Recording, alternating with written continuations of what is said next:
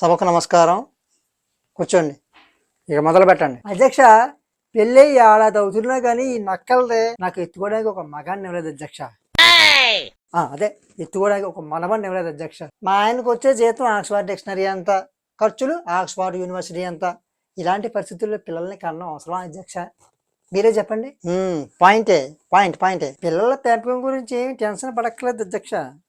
వారి బాధ్యత మేము చూసుకుంటాం. మేము ఆవిడ గారి ఇంట్లో ఉంటే రెంట్ వేస్ట్ అవుతుంది, మమ్మల్ని బలవంతంగా బయటికి గెంటేసింది అధ్యక్ష. అలాంటి ఆవిడ మా పిల్లల్ని చూస్తుంటే నమ్మాలా? ఎలా నమ్ముతాం? ఇరుగు పొరుగు సమాజం మన వల్ల లేరా అంటుంటే తల కుట్టేసినట్టుంటుంది అధ్యక్ష.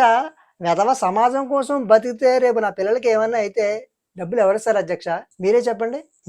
పాయింటే. మాకు మాత్రం మనవాళ్ళతో ఆడుకోవాలని ఉండదా అధ్యక్ష? మనవాళ్ళతో కాదు అధ్యక్ష, మా జీవితాలతో ఆడుకుంటుంది. పెద్ద కోళ్ళని ఇలాగే మనవడు కావాలని ఫోర్స్ చేసింది. తీరా కన్నాగా కొన్ని రోజులు చూసి మోసి తీరాగా గాలికి వదిలేసింది అధ్యక్ష. నా కొడుకు మ్యాటర్ లేదనుకుంటున్నాను అధ్యక్ష. ఏమే, నా కొడుకునంటే నీ మొగుడు అన్నట్టు కాదా అధ్యక్ష? ఎవరేమనుకుంటున్నారని పట్టించుకుంటామంటే మనం జీవితాన్ని హ్యాపీగా బతకలేం అధ్యక్ష. పాయింటే అంటే కొడుక్కి పెళ్లి చేసి మన వల్ల ఎత్తుకోవాలనుకోవడం తప్ప అధ్యక్ష? ఆమె ఎత్తుకోవడం గురించి ఆలోచిస్తే మేము రోడ్డు మీద ముష్టి ఎత్తుకోవాలి అధ్యక్ష. పిల్లల డైపర్ల రేట్లు, హాస్పిటల్ ఖర్చులు, స్కూల్ ఫీజులు పెరిగిపోయాయి కదా అధ్యక్ష. మీకు తెలియందా చెప్పండి. పాయింట్. సిటీలో ఈ జీతంతో బతకాలంటే తడిసిపోతుంది అధ్యక్ష. రెంటు, కరెంటు, మెయింటెనెన్స్, ఇలా సరదా తీర్చేసే ఖర్చులు ఎన్నో ఉంటాయి అధ్యక్ష. మీకు తెలియందా చెప్పండి. మాలాంటి మిడిల్ క్లాస్ మెంటల గురించి ఎవరు పట్టించుకుంటారు?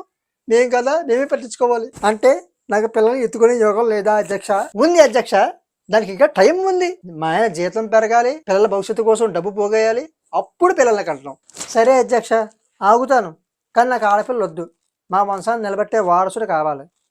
అధ్యక్ష, ఏం మాట్లాడుతుంది ఆవిడ? ఇలాంటి ఆడవాళ్ళని అసలు అసెంబ్లీలోకి రానివ్వకూడదు. అసెంబ్లీలోకి రానివ్వడమే కాదు, అసెంబ్లీ గేట్ కూడా తాగనివ్వకూడదు. బాయ్ కావాలంటే దీని మోకాలకి బాయ్కట్ చేసేయాలి. దీన్ని అసెంబ్లీలోంచి బాయ్కట్ చేసేయండి.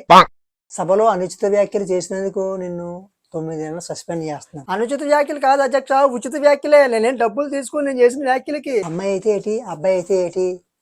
నీకు ఎంతగా చింతపండు నచ్చితే అనాథాశ్రమానికి పోతే బోల్డ్ మంది అనాథ పిల్లలు ఉన్నారు.